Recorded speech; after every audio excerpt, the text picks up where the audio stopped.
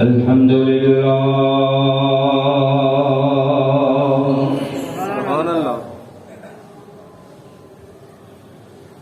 الحمد للہ رب العالمین سبحان اللہ والعاقبۃ للمتقین سبحان اللہ والصلاة والسلام على سيد الأنبياء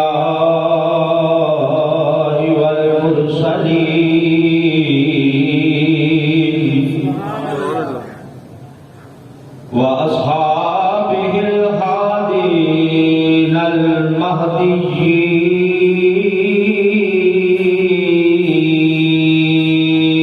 المهديين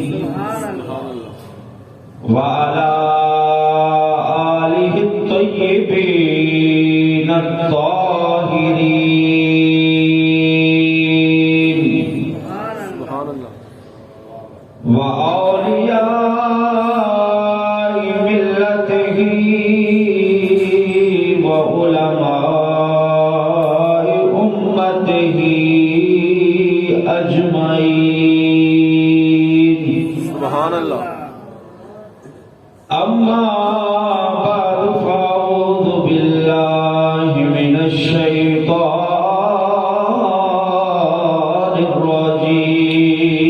الرجيم سبحان اللہ بسم الله الرحمن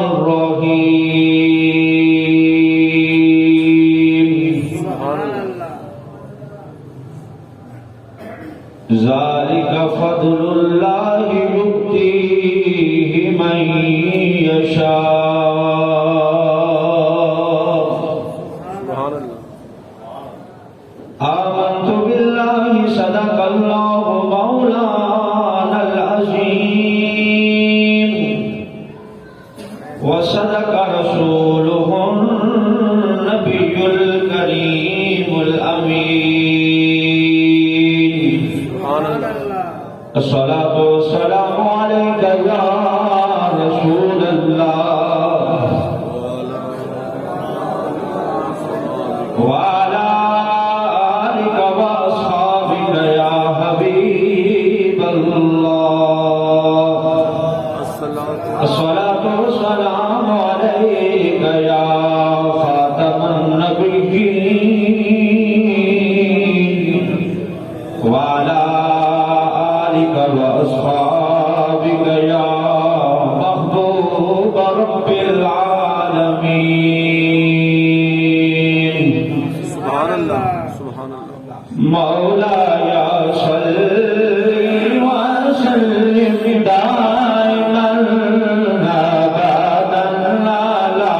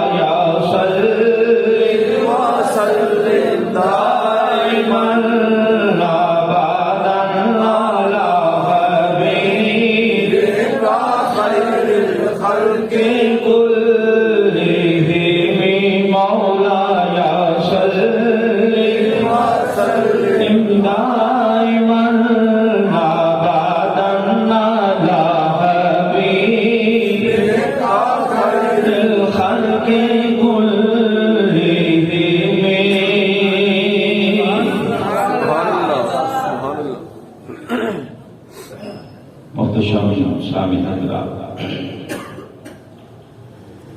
آج جمعۃ المبارک کے خطبہ میں نبی پاک صلی اللہ علیہ وسلم کے عاشق صادق خیر التابعین شہنشاہ یمنی حضرت اویس کرنی کا تذکرہ ہوگا۔ سبحان اللہ، سبحان اللہ، سبحان اللہ۔ تاجدار یمن حضرت اویس کرنی رضی اللہ تعالی عنہ،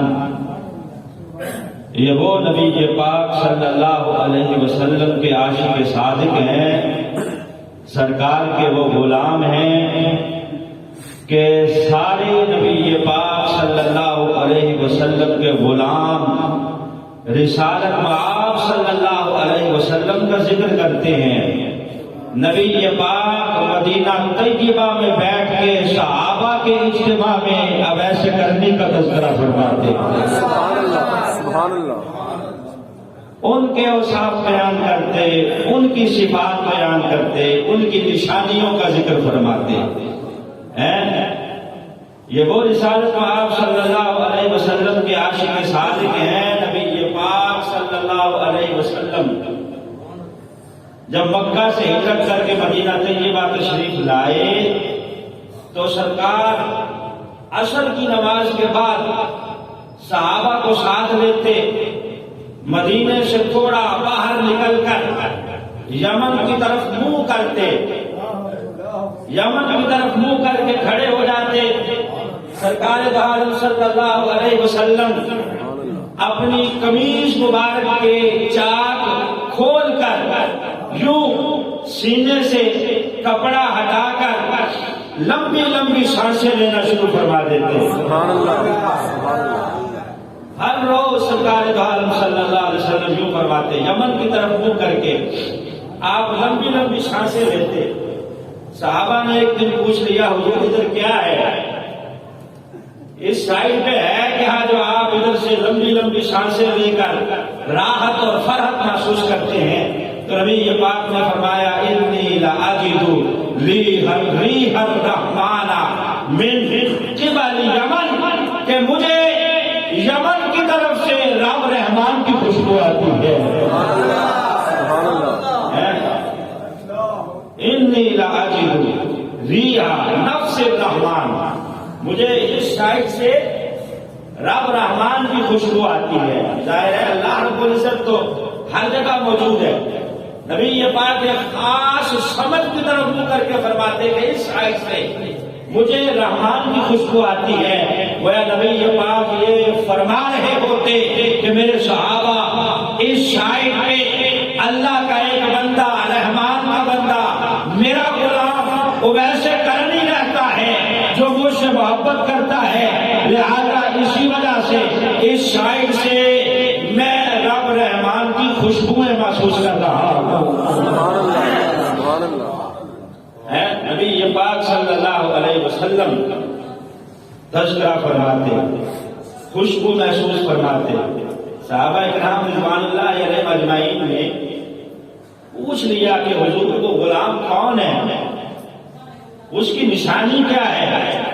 نبی پاک صلی اللہ علیہ وسلم نے فرمایا کہ اس کی نشانی یہ ہے کہ اس کے تن پہ جو کپڑے ہیں وہ صرف 2 چادریں ہیں، 2 چادریں اوڑھتا ہے، وہ بھی پھٹی ہوئی، مٹی میں اٹی ہوئی، جگہ جگہ سے پھٹی ہوئی چادریں، ایک جو ہے وہ جسم ڈھانپنے کے لیے نیچے اوڑھ لیتا ہے اور دوسری وہ اوپر اوڑھ لیتا ہے۔ کہا یہ میرے اس غلام کی نشانی ہے کہ 2 چادریں، دن کو روزہ رکھتا ہے، رات کو نوافل پڑھتا ہے۔ سبحان اللہ۔ کہا حضور کوئی اور نشانی؟ کہا دوسری نشانی اس کی یہ ہے کہ اس کے جسم پر برس کا مرض لاحق ہو گیا، پورے جسم پر فل بیری ہو گئی، نشانات پڑ گئے۔ اس نے دعا مانگی کہ یا اللہ شفا دے دے، اللہ نے شفا عطا فرمائی، سارے نشان مٹ گئے۔ کہا یا اللہ ایک نشان باقی رہنے دے، ایک نشان باقی رہنے دے۔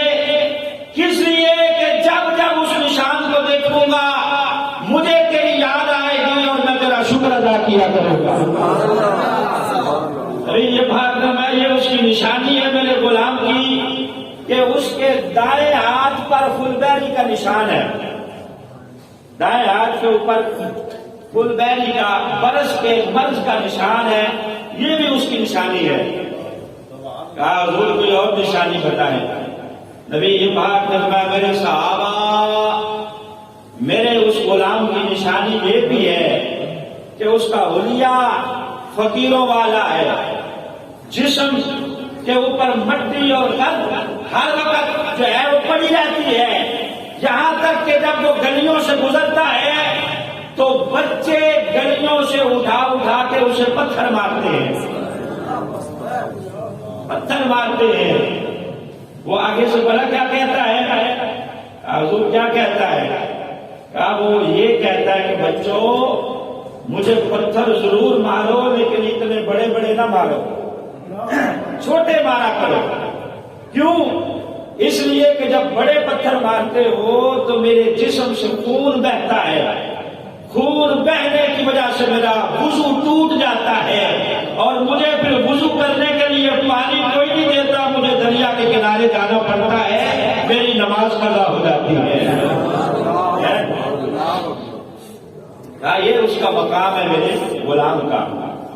لوگ گلیوں سے پتھر اٹھا اٹھا کے بچے اس کو مارتے ہیں تو وہ آگے سے کہتا ہے بڑے نہ مارو، چھوٹے چھوٹے مارو تاکہ میری نماز قضا نہ ہو، وضو نہ ٹوٹے خون کے بہ جانے کی وجہ سے۔ صحابہ نے کہا حضور اتنی نشانیاں بتا دی ہیں، اس غلام کا نام بھی ارشاد فرما دیں۔ نبی پاک صلی اللہ علیہ وسلم نے فرمایا میرے غلاموں میرے اس عاشق صادق کا نام اویس کرنی ہے، اویس کرنی ہے۔ یمن اس کا ملک ہے، کرن اس کا محلہ ہے، مراد اس کا قبیلہ ہے، باپ کا نام عامر ہے، پورا نام اویس بن عامر ہے، اور کرنی اس کو اس لیے کہا جاتا ہے کہ جس محلے میں رہتا تھا اس جگہ کا نام کرن تھا۔ یہ نسبت مکانی ہے، جس طرح لاہور میں رہنے والے کو لاہوری کہا جائے، کرن میں رہتا تھا اس لیے کرنی کہا جاتا ہے۔ نبی پاک صلی اللہ علیہ وسلم نے میں اس کا نام اویس بن عامر ہے۔ اب سرکار یہاں تذکرہ فرما رہے ہیں، نبی پاک صلی اللہ علیہ وسلم نے حضرت اویس کرنی کو دیکھا نہیں ہے، نہ حضرت اویس کرنی نبی پاک صلی اللہ علیہ وسلم کی زیارت کر سکے ہیں، لیکن عشق اتنا سچا ہے کہ نبی پاک صلی اللہ علیہ وسلم یہاں بیٹھ کے اپنے اس غلام کی صحابہ کو نشانیاں بتا رہے ہیں۔ پھر نبی پاک صلی اللہ علیہ وسلم نے فرمایا عمر علی یاد رکھو تمہیں جب میرا یہ غلام مل جائے، کیا کہا عمر علی تم دونوں کو میرا یہ غلام مل جائے تو اسے میرا سلام کہنا اور اس سے میری امت کے لیے دعا کروانا۔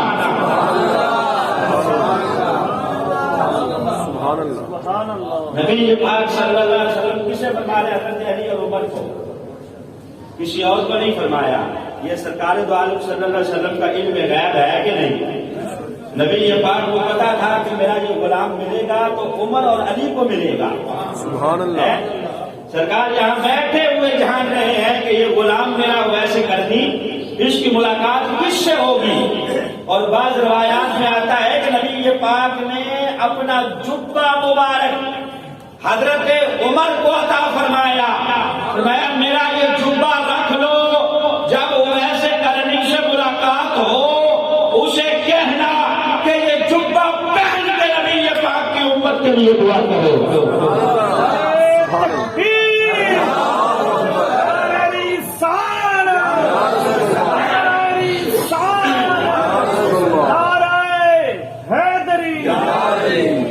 محبت کے ساتھ ذکر سنے سرکار صلی اللہ علیہ وسلم کے اس عاشق صادق کا، سبحان اللہ، نام ہے اویس کرنی۔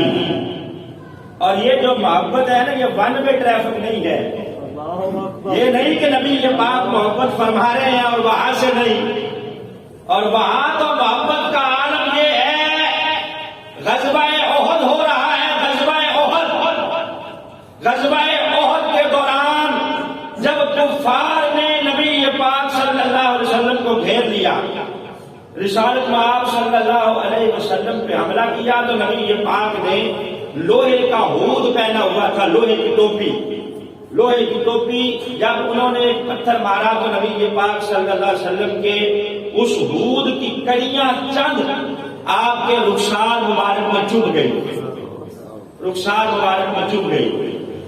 روایات میں آتا ہے کہ پھر وہی جو ہود تھا اس کی ایک کڑی کی وجہ سے نبی پاک کا ہونٹ مبارک زخمی ہوا، سرکار کے دندان مبارک کا اوپر والا کھول جو ہے وہ ہلکا سا جھڑ گیا، اس جھڑنے کی وجہ سے سرکار کے حسن میں اور اضافہ ہو گیا۔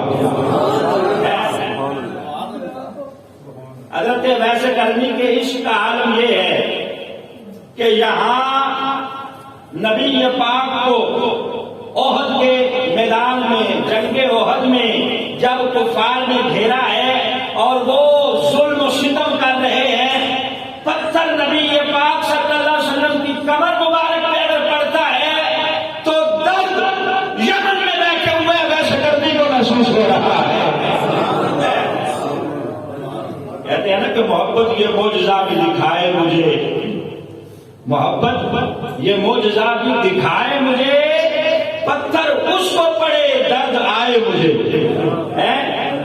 نبی پاک صلی اللہ علیہ وسلم کے دندان مبارک کا اوپر والا حصہ یہاں پتھر پڑنے سے شہید ہوا، ادھر حضرت اویس کرنی رضی اللہ تعالی عنہ کا یمن میں بیٹھے ہوئے خود بخود شہید ہو گیا۔ آپ نے سن رکھا ہے نا کہ حضرت اویس کرنی نے شہید کر لیا تھا، کیا نہیں تھا، محققین نے اس کی تحقیق کی ہے، کیونکہ اللہ رب العزت نے منع فرمایا ہے کہ اپنے ہاتھوں سے اپنے آپ کو تکلیف نہ دو۔ قرآن کہتا ہے کہ اپنے ہاتھ سے اپنے جسم کو تکلیف نہ دو۔ حضرت اویس کرنی فنا فی رسول ہو چکے تھے، مقام عشق یہ تھا کہ نبی پاک کو یہاں احد کے میدان میں اگر تکلیف ہو رہی ہے تو یمن کے صحراؤں میں بیٹھے ہوئے وہی تکلیف حضرت اویس کرنی بھی محسوس کروا رہے ہیں۔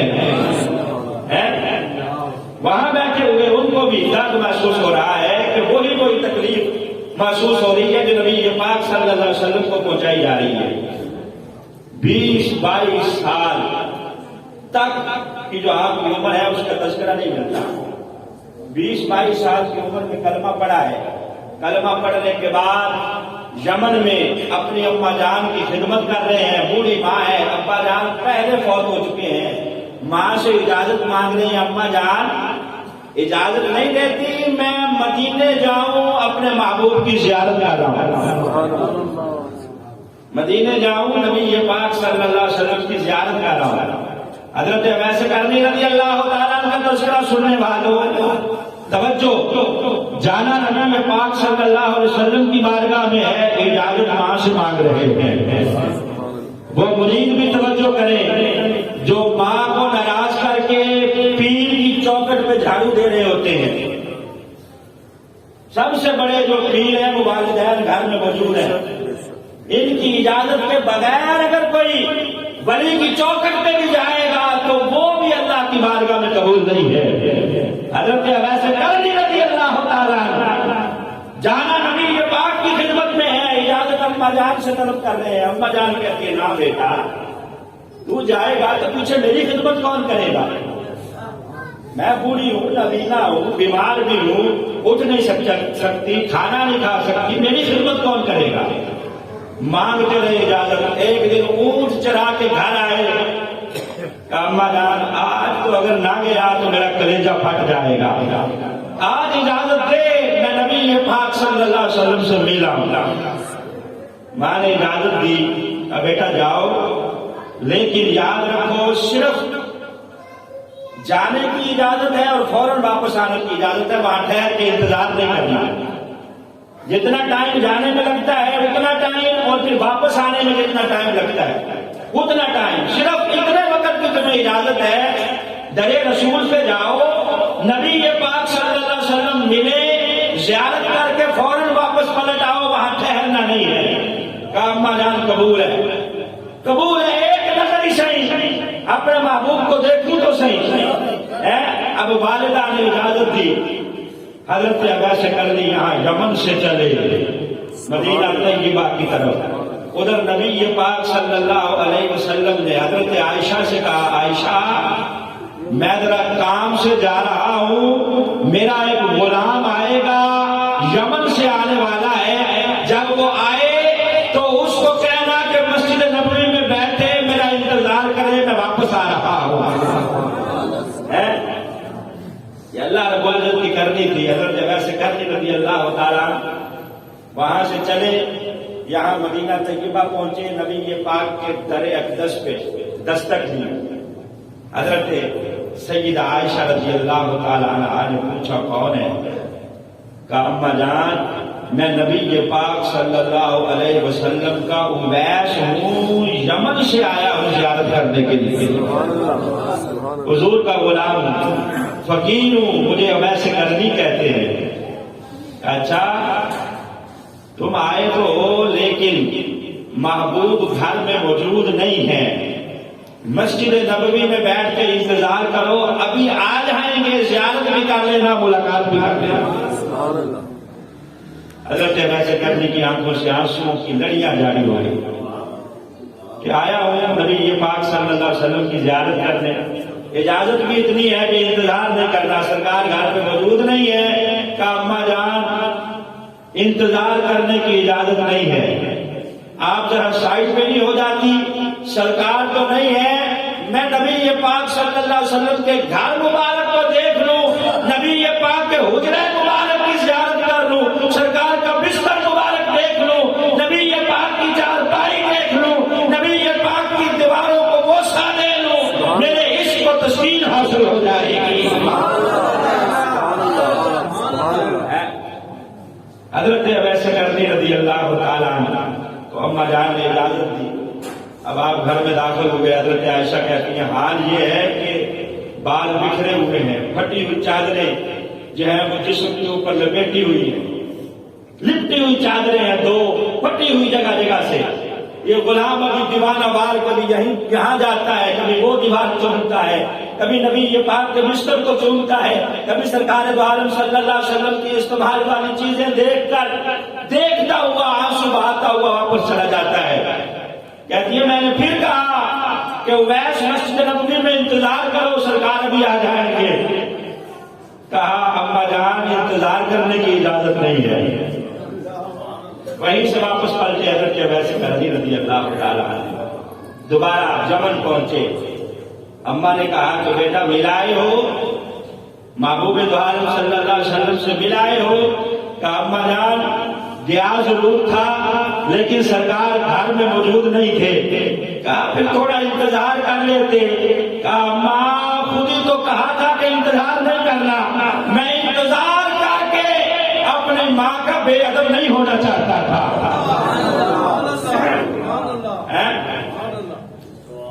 توجہ بھائی، کس کے لیے انتظار کرنا تھا؟ نبی دو عالم صلی اللہ علیہ وسلم کی زیارت کے لیے۔ لیکن حضرت عباس کرنی رضی اللہ تعالیٰ عنہ کہا میں اگر انتظار کرتا تو ماں کا بے ادب بن جاتا ہے۔ نبی پاک صلی اللہ علیہ وسلم نے ادھر حضرت عمر کو کہا اور علی کو کہا کہ علی تمہیں اویس کرنی اگر مل جائے تو اس کے پاس جا کے میری امت کے لیے دعا بھی کروا لینا اور میرا سلام بھی کہہ دینا۔ اب وقت گزرتا گیا،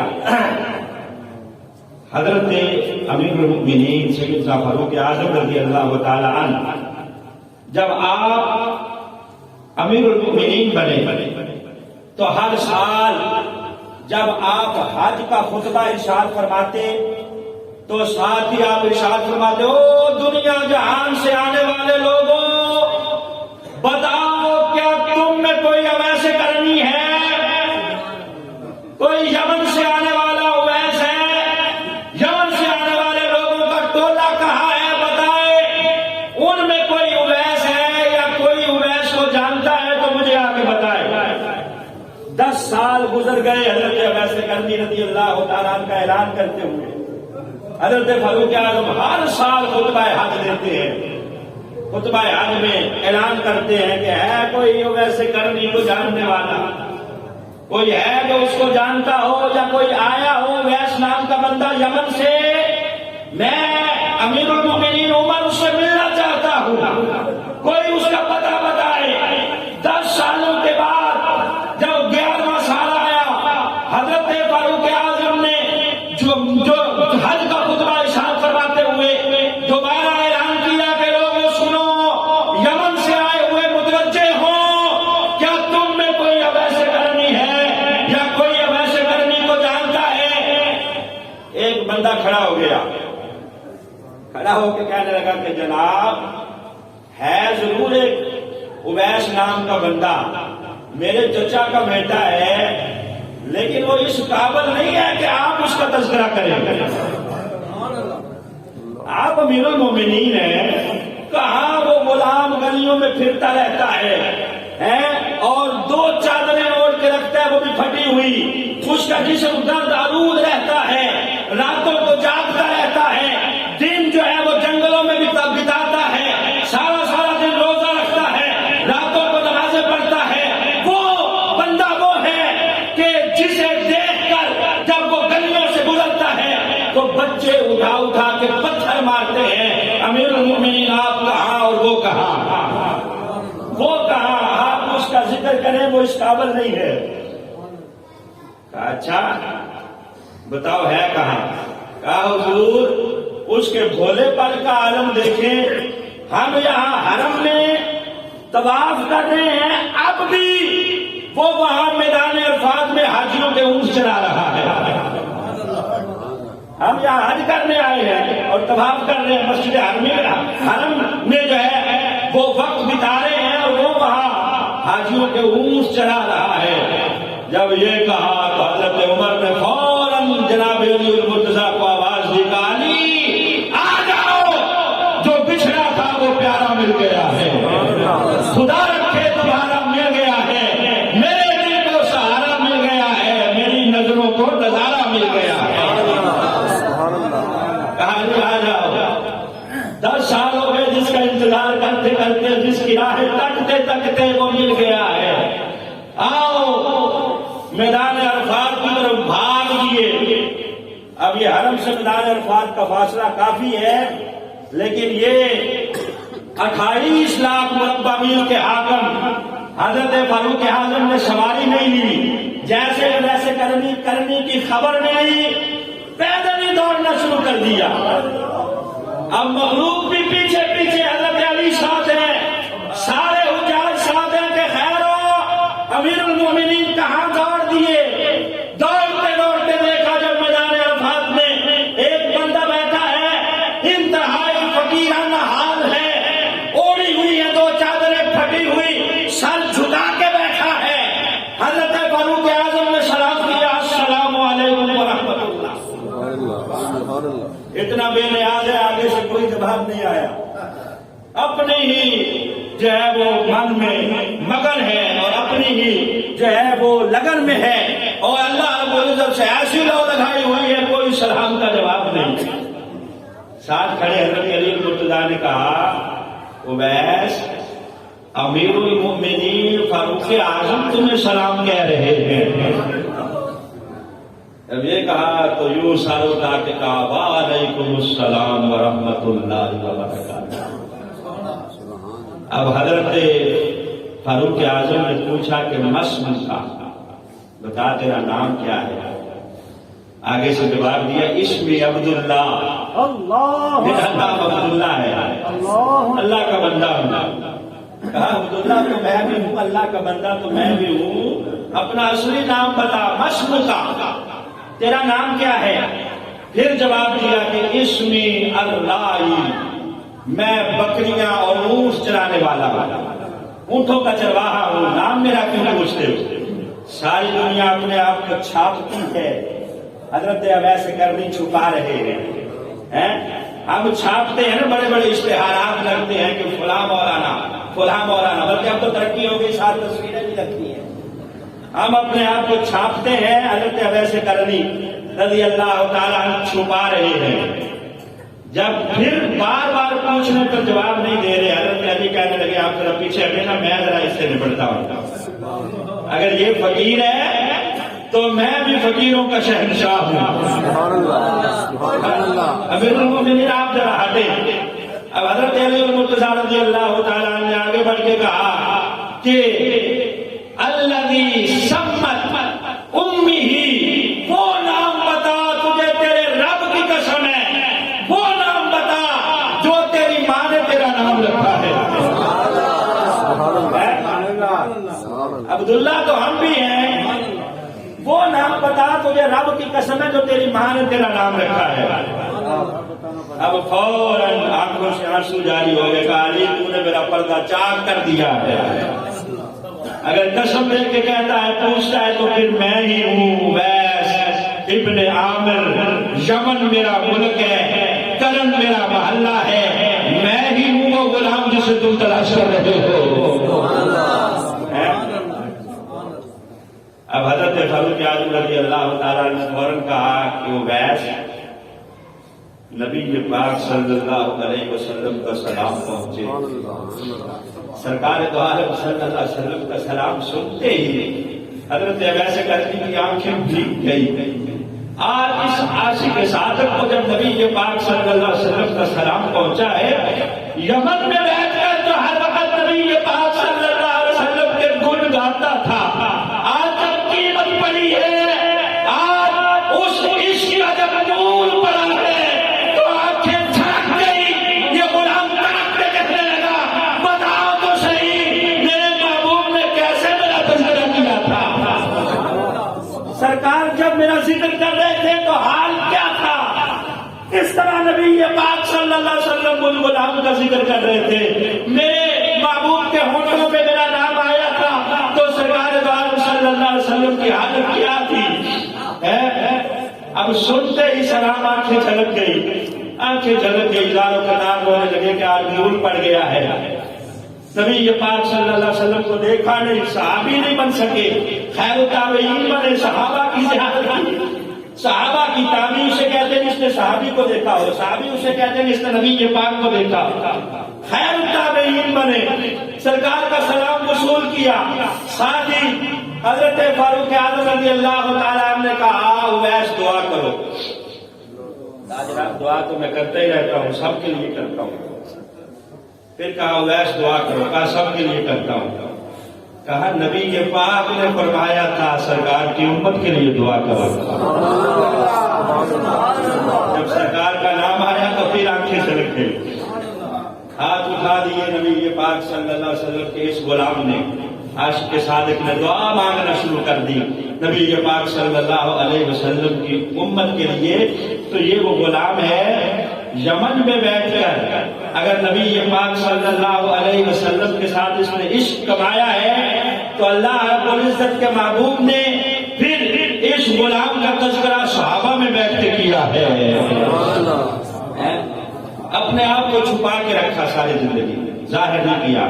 حضرت حرم بن حیان کہتے ہیں کہ میں ڈھونڈتے میں نے کہا کہ دیکھوں میں اب ایسے کرنے کو ذرا مل کے آؤں، یہ بہت بڑے ولی گزرے حرم بن حیان، ان کا تذکرہ حضرت داتا علی حجویری نے کشف المعجوب میں کیا ہے۔ آپ فرماتے کہ حرم بن حیان کہنے لگے کہ میں ذرا ایسے کرنے کو مل کے تو آؤں، دیکھوں تو صحیح۔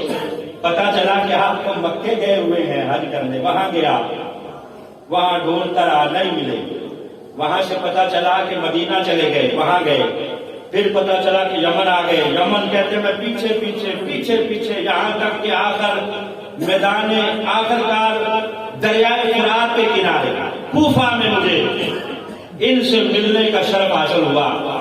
میں نے دیکھا کہ یہ غلام وہاں بیٹھا ہے، یوں گردن جھکائی ہوئی ہے، میں نے جا کے سلام کیا السلام علیکم، اس نے آگے سے جواب دیا گردن جھکائے ہی وعلیکم السلام یا حرم بن حیان۔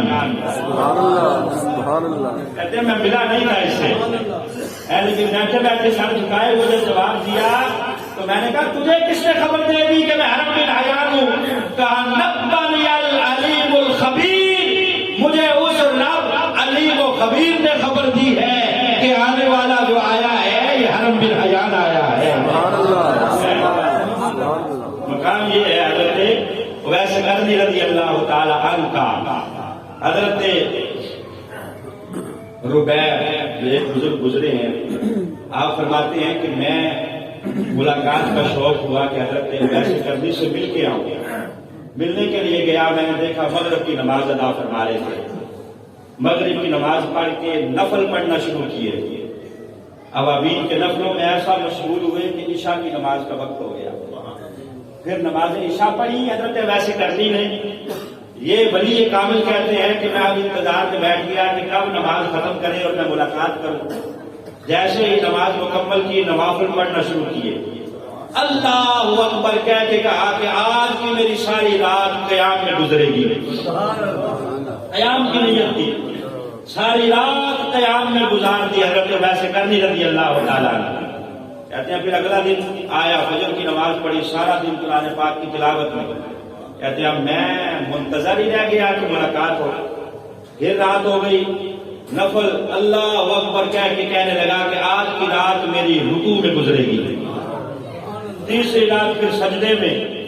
کہتے ہیں کہ آخر کار چوتھے دن جب مجھے ملاقات کا شرف ملا تو میں نے کہا جناب بڑی دور سے آیا ہوں، ایک رات اپنے پاس رہنے کی اجازت نہیں دیتے، ایک رات میں آپ کا مہمان بنوں؟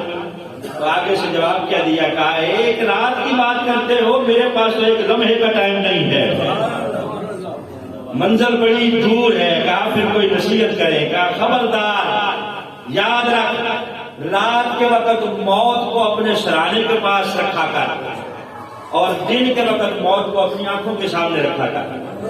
حضرت اویس قرنی نے نصیحت فرمائی، کہا رات کو جب تو لیٹتا نا تو سرانے کے پاس موت کو رکھا کر کہ موت میرے سرانے سے بھی زیادہ نزدیک ہے، اور دن کے وقت آنکھوں کے سامنے رکھا کر۔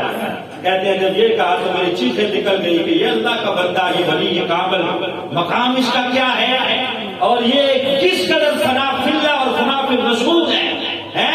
نبی کے پاک صلی اللہ علیہ وسلم کا یہ جو عاشق سعادت ہے نا، یہ جو چادریں میں نے کہی ہے نا کہ دو اوڑھتے تھے، یہ چادریں میں کہہ رہا ہوں، امام عساکر سے لے کر جتنے محققین اور سیرت نگار ہیں انہوں نے لکھا ہے یہ جو دو چادریں آپ تن پہ اوڑھتے تھے نا، یہ کوئی یمن کے بازار سے نہیں خریدتے تھے، نہ شام سے منگواتے تھے، نہ مصر سے آتی تھی، بلکہ یہ چادریں آپ روڑیوں سے ٹاکیاں اکٹھی کر کے جمع کر کے اسے دریا میں دھوتے اور دھو کے پھر انہیں سی کے چادریں بناتے تھے۔ دو چادریں جو آپ نے بنائی تھی وہ اس طرح بنائی تھی۔ حضرت فاروق اعظم رضی اللہ تعالی عنہ نے جب ملاقات ہوئی نا تو کہا جناب یہ چادریں آپ کی پھٹی ہوئی ہیں، مجھے اجازت نہیں دیتے، میں مکے سے آپ کے لیے دو نئی چادریں تحفے کے طور پر آپ کو دوں گا، تحفے کے طور پر۔ حضرت اویس قرنی رضی اللہ تعالیٰ نے کہا کہ عمر یار میں تمہارا بھلا کر رہا ہوں اور تم میرا نقصان کر رہے ہو۔ جناب اس میں نقصان والی تو کوئی بات نہیں، میں تحفے کے طور پہ دو چادریں دینا چاہتا ہوں۔ یار عمر مجھ پہ اتنا بوجھ نہ ڈال جو میں برداشت نہ کر سکوں، یہ جو دو پھٹی ہوئی چادریں ہیں نا ان کا حساب دینا مشکل ہو جائے گا، نئی چادروں کا کہاں سے دوں گا؟ یہ سیرت ہے اولیاء کاملین کی۔ حضرت اویس قرنی خیر التابعین ہیں، مقام کیا ہے کہ نبی یہ پاک تذکرہ فرمائیں، اللہ کے بھی محبوب ہیں، نبی یہ پاک کے بھی محبوب ہیں، ادھر خوف خدا کا عالم یہ ہے۔ کہا نہیں، یہ پھٹی ہوئی چادروں کا حساب دینا مشکل ہو جائے گا، نئی چادروں کا کہاں سے دوں گا؟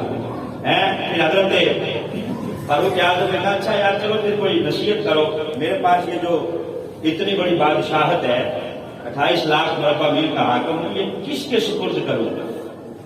آپ نے یوں حقارت سے دیکھا، فرمایا اتار کے پھینکو یہ ٹکڑا، بڑے پھریں گے اٹھانے والے، تم فکر کر رہے ہو کس کے دوں کس کو دوں، یہ ٹکڑا پھینکو، اس کو اٹھانے والے لاکھوں مل جائیں گے۔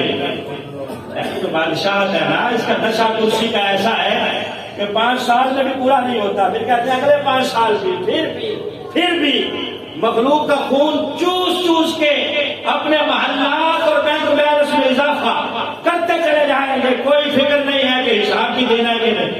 حضرت ویسے کرنے کہتے ہیں کہ یہ حقیر سی چیز ہے، پھینک دو اس کو اٹھانے والے لاکھوں ملیں گے۔ حضرت ویسے کرنی رضی اللہ تعالیٰ کا جب وصال ہوا تو میں نے کہا یہ اپنے آپ کو چھپا کے رکھتے تھے، جنگلوں میں وقت گزرتا تھا، وہیں صحرا میں یمن کے ریگستانوں میں جنگل میں وصال ہو گیا۔ حضرت ویسے کرنی کا فوت ہوئے، قافلہ گزرا، دیکھا کہ اللہ کے ولی حضرت ویسے کرنی کا وصال ہو چکا ہے۔ اب سوچا کہ ان کے کفن دفن کا انتظام کیا جائے، تو آپ کے پاس ہمیشہ ایک گن رہتی تھی، ایک پوٹلی آپ نے باندھ کے اپنے پاس رکھی ہوئی ہوتی تھی۔ وہ مورخین لکھتے ہیں کہ جب اس کو کھولا گیا تو اس کے اندر کفن پہلے سے موجود تھا، اور وہ کفن ایسا تھا کہ کبھی ہم نے دیکھا ہی نہیں، لگتا تھا کہیں سے تحفہ آیا ہے۔ وہ کفن دفن پہنا کر حضرت ویسے کرنے کے لیے قبر کھودنے کا جب سوچا گیا تو کہتے ہیں کہ پتھر ہم نے ہٹایا، دیکھا قبر پہلے سے نیچے موجود ہے جو تیار ہے۔ اس قبر کے اندر حضرت ویسے کرنی رضی اللہ تعالیٰ عنہ، امام ساکن اور دیگر مورخین نے لکھا ہے کہ وہاں حضرت ویسے کرنی کی تدفین ہوئی۔ یہ قافلہ آگے جانے لگا، پھر سوچا کہ کوئی نشانی رکھ جائیں تاکہ پتہ رہے کہ یہ اللہ کے ولی حضرت ویسے کرنی کا مزار ہے۔ واپس جو پلٹے تو کہتے ہیں قبر کا نشان بھی مٹ چکا تھا۔